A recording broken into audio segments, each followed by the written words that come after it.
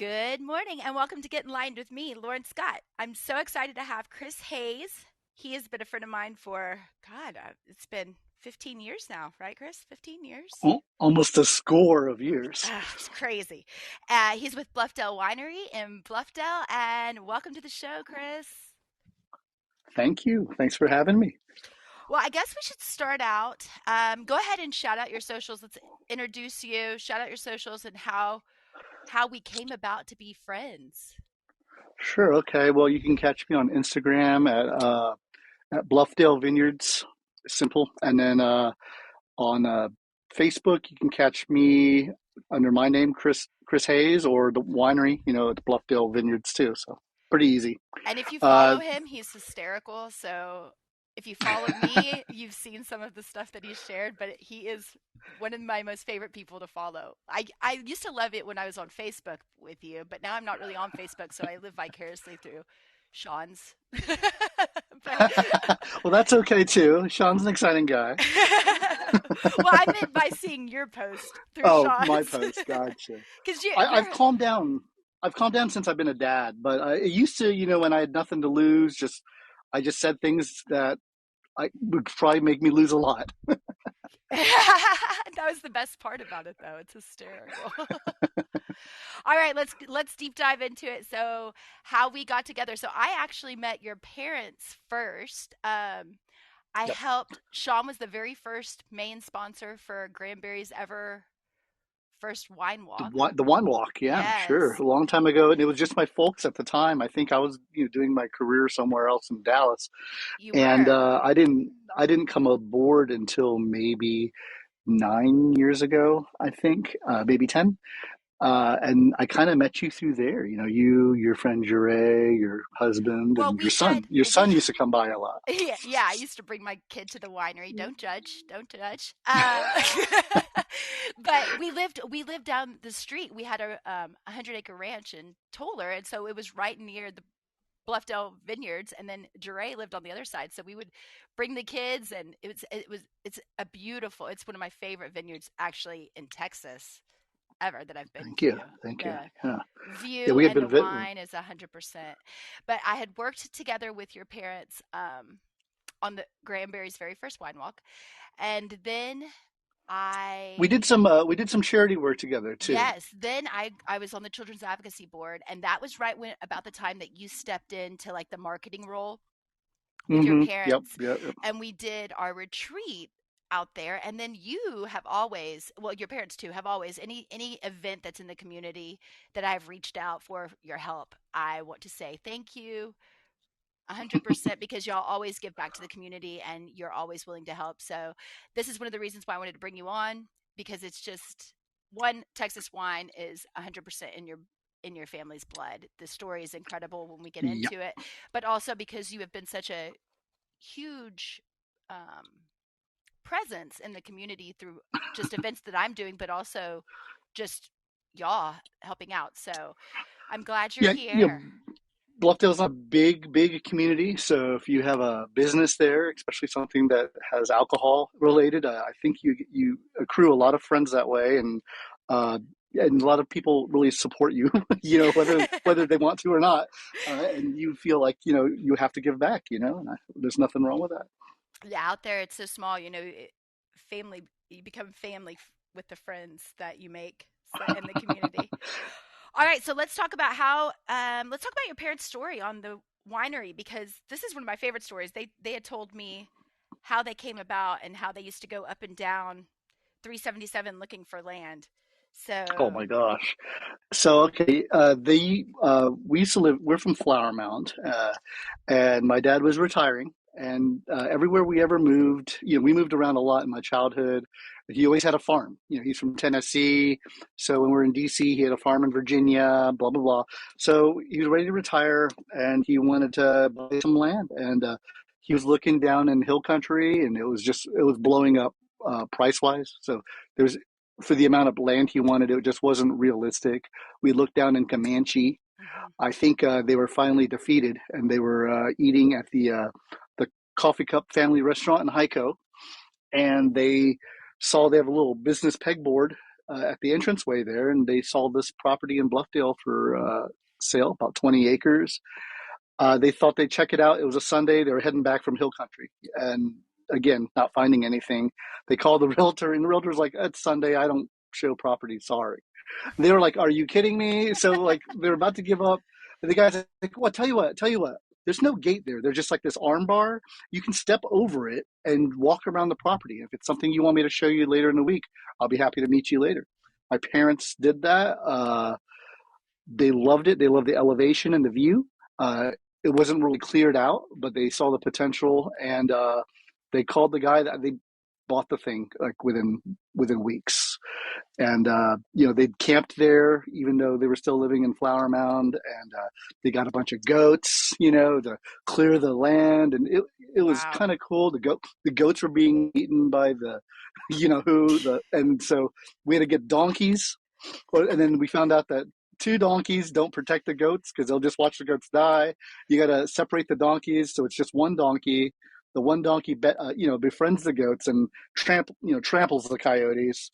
And so I've seen a lot of wild stuff. Just It's like the wild, being a wild city, west in Bluffdale. yeah, just being initially a city guy. Some of that kind of stuff can traumatize you. Yeah, for sure.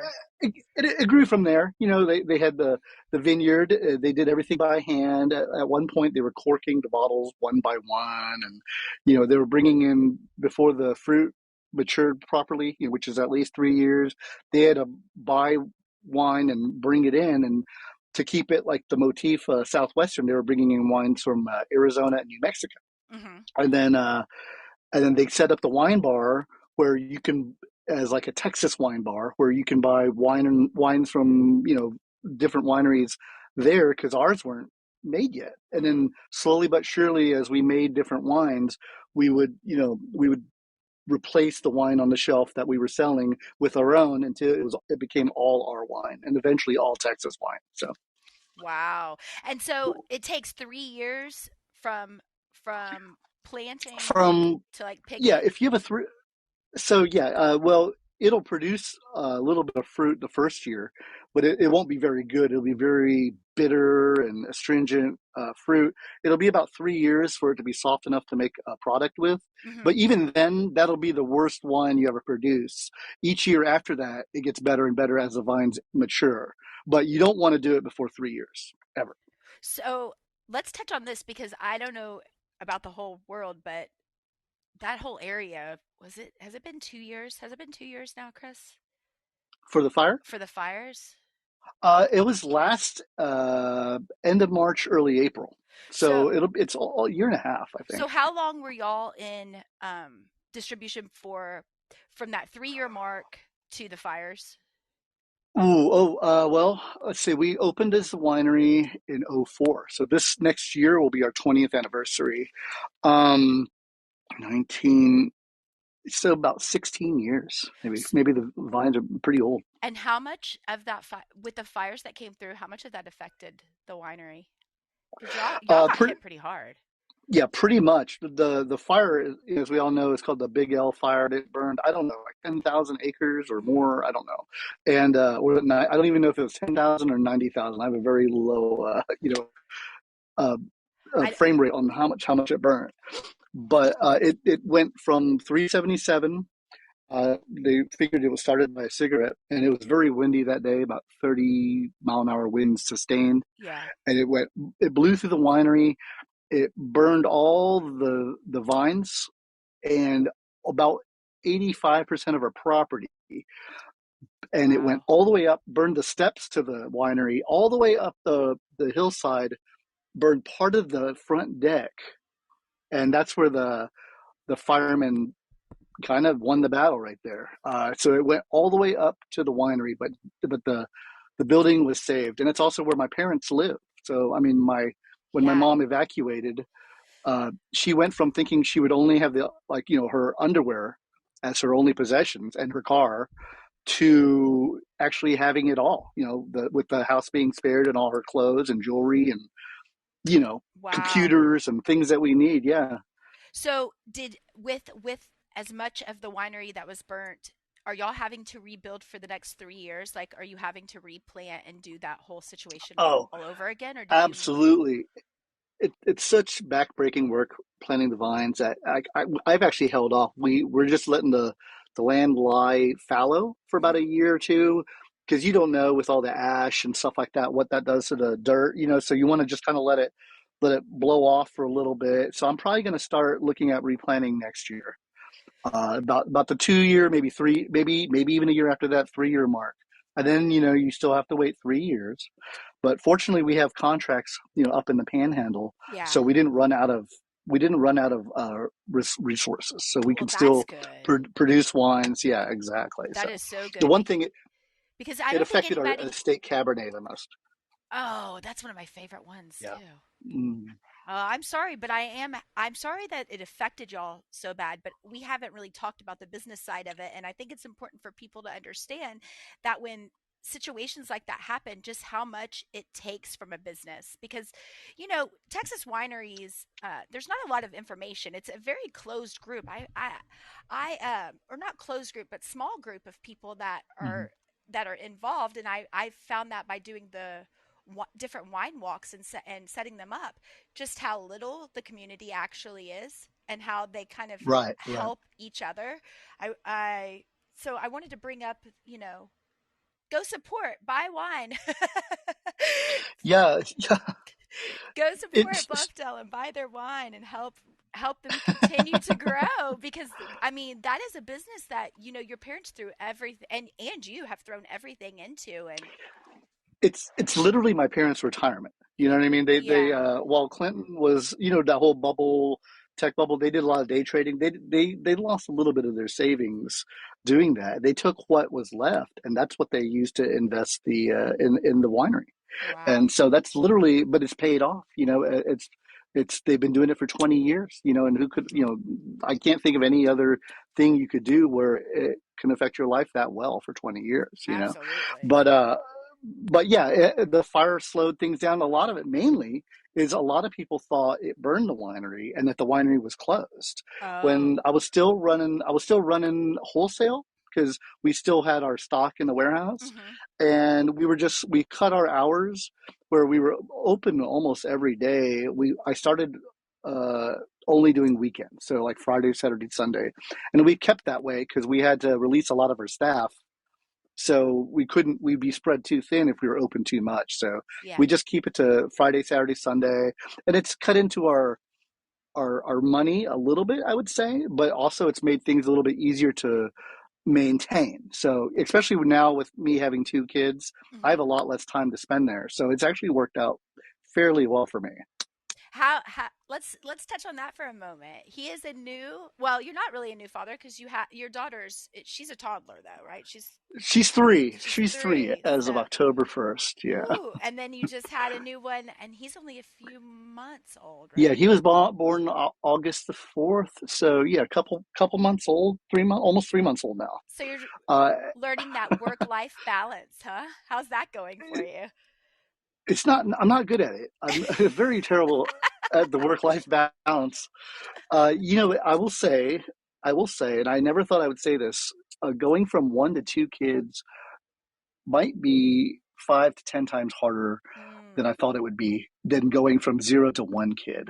You know, because with yes, one I can kid, see one of the that. parents could always be free. I could go to Trader Joe's, I could go, you know, to Whole Foods, whatever I need to do. Morgan could watch the kid and switch it off. Now with two, and with the age differences the way they are, and you know the crying the way it is, it's really hard to manage life.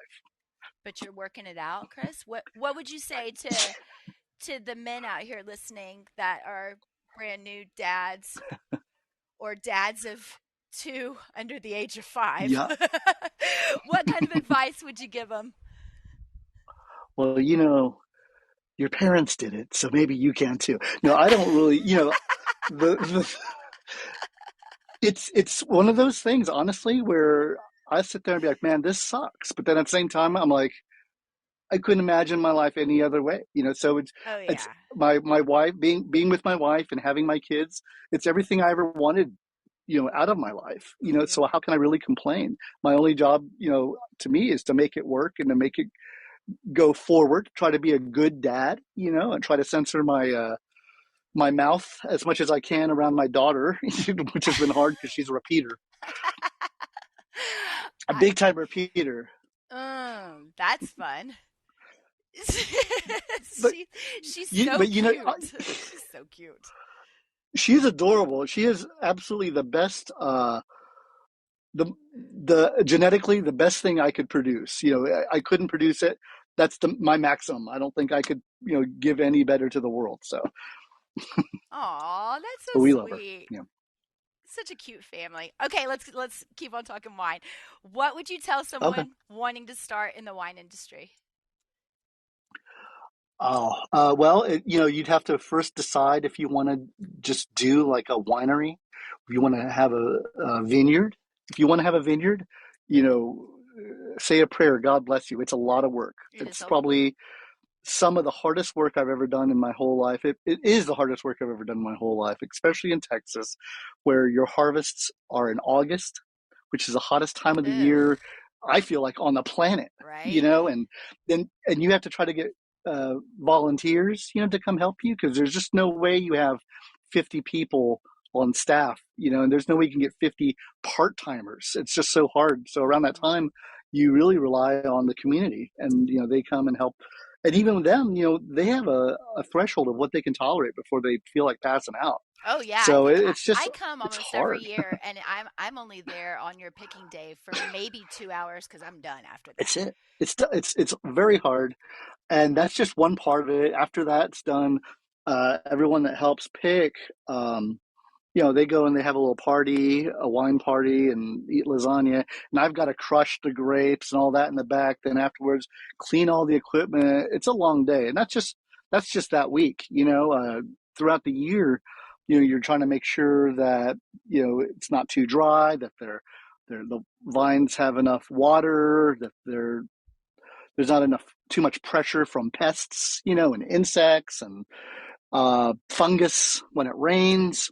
Anything that happens can drastically affect the vine. So if you're planning on having a vineyard, uh, that's a lot harder. But if you just want to have a winery where you can buy fruit from, say, me, or even I can crush the fruit into juice and then Hmm. sell it to you, and you blend it or however you like, and you bottle it, then you open up a little tasting bar. That's different, and that's more of a bar than it is a functioning vineyard and winery. Uh, so that's what you have to ask yourself. Most people, they do want the vineyard. They want the dream, like Yeah, what they see on TV and Tuscany and all that kind of stuff. And it's very very hard, So it's I don't hard think for me people not to sound jaded. Yeah, I don't think people quite understand what that dream cost either. I think that's Yeah. one of the reasons why I wanted to have you on here because, we'll be sitting there drinking wine, you and I, or me and your parents talking about it, but it's not something that the normal public gets to walk in and learn. You know No, what I mean? It's well, a glazed over view of, oh, it's just so much fun and money and beautiful, and let's sip our wine on the and we patio. can go. I think a lot of it is a lot of people think they can go places and be like, we have a vineyard and winery, so I want to go to Napa and tell them that we do that too, and we can just share and we'll all be friends, and this will just be the greatest community in the world. When really, you're a farmer, Yeah. and what for free time you have, you don't want to spend it at another winery, and you it's yeah, it just like I was telling you, it sounds hard not to be jaded. It's just so much work that I I mean, would almost dissuade people from doing it, but it is rewarding at the same time because like when we're sitting there having a drink, most people come in, I like this, I like that, mhm. but I'm sitting here drinking something that at every step of the way it's been touched with someone that I love and Yeah, respect, that you grew like with my your own family's yeah, hands, which is amazing to exactly. me. It almost has life when you drink it, Well, it's So funny to because me, that's beautiful. it is beautiful. I was going to ask you what your biggest obstacle and your biggest accomplishment is, but I think you just nailed it. Like Yeah, the yeah. obstacle part is the 24/7 job. And even still with your parents living above, they are working Hmm. All the time. 24/7. Like They I don't would get to rest, even though they're resting more nowadays. It's still not. it's still It's not rest. Like yeah, yeah. still worrying about watering, and you're still worrying about soil, and all the little things that people just don't think about. Yeah, So and the tell bills come in. And the bill's It's coming. just follow. Yes. Okay, tell us a little bit about the accomplishments that your winery's made, because I know that y'all have won different awards and things like that. Yeah, Tell the sure. public about it. So the first one we won a while ago was we actually won. Texas Wine Lover gave us the distinction of being the best view in Texas for a winery. Not the best view in Texas, but as far as a It winery is. goes, we and they gave it to us, and there's other wineries that have opened since then that I could actually say do look better. But I'm happy to have that distinction. Another most of the other because we don't do a lot of festivals, Hmm. just because it'll just be me doing it. But the ones we enter, like Grape Fest, we won Grape Fest several times, having for different reasons. Like the Paragon has won best red blend in Texas, most popular red blend in Texas. Nexus has won best sweet wine in Texas. It's Hmm. won under red blend category. Uh, our White Cliff, which is a dry white, has won best dry white in Texas, and it's really quite an accomplishment when you think of the wineries that we were going against, which are like, especially in a popularity contest, we're going against Messina Hoff, Bull Lion, all these wineries there have tasting rooms about 100 feet away from the pavilion where the event is being held in Grapevine, Yeah. and so they send all their patrons to go taste the wines and vote. Yeah. And Messina Hoff is like the biggest winery in Texas, and so how they don't win it all every time is beyond me. For someone, so for my wines out of Bluffdale, Texas, with like 5 employees and just me pouring, to actually come in first place in anything, it's unbelievable. So whenever that happens, I always feel like it's a David against Goliath type issue, and I feel very proud. Well, I've always been proud of this. Yeah. you should, because the wines are, I mean, I've said it before and I'll say it again. There's a reason why I used you at all the events around town. There's a reason the wines are really, really good. So thank you, Thank you. Chris, for being on here with me and giving a little bit of the behind the scenes of what winery life is really all about. Anytime, Lauren. Thank you. All right. Thank you, guys. And we will see you next week on Get Enlightened with me, Lauren Scott. Thanks, Chris. All right. Bye bye. Bye.